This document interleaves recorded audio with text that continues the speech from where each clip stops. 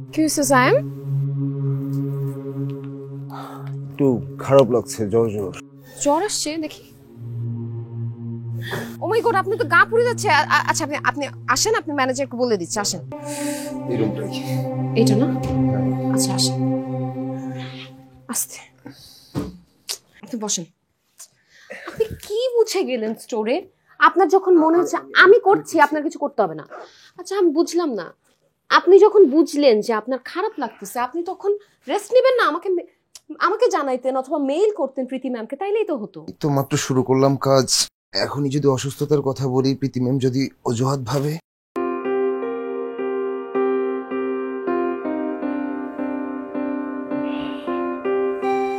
আপনি আমার জন্য অনেক কষ্ট করছেন।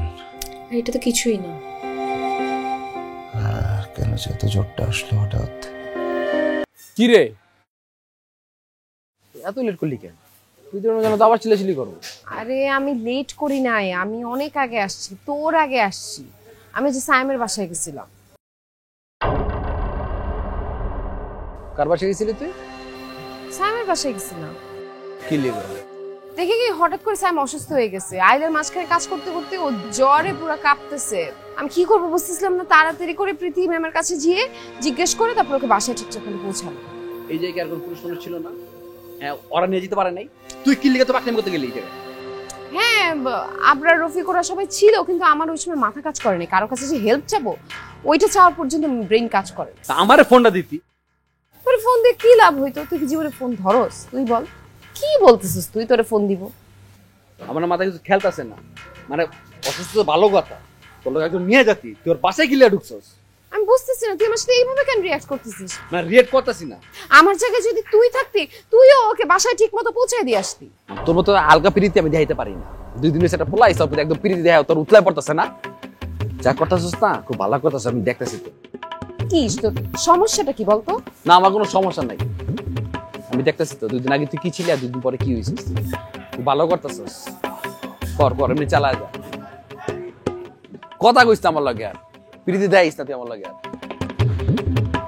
তুই কি এখনো আমার উপর রাগ করে আছিস? কি নার্স, রোগী সেবা করা শেষ? এভাবে বলতেছিস কেন? ছেলেটার কেউ নাই, ছেলেটা একা, আমি কি করব বল? সে বল তোর কেউ নাই, তুই তো আছিস। আমার কি আছে?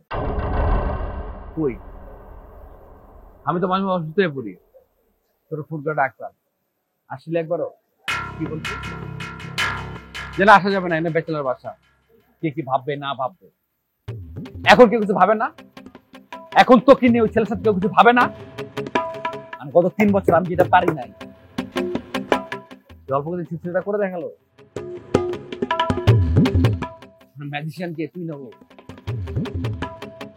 তুই ভুল বুঝতেছিস। আমি ভুল বুঝতেছি না, আমি ভুল করতেছি।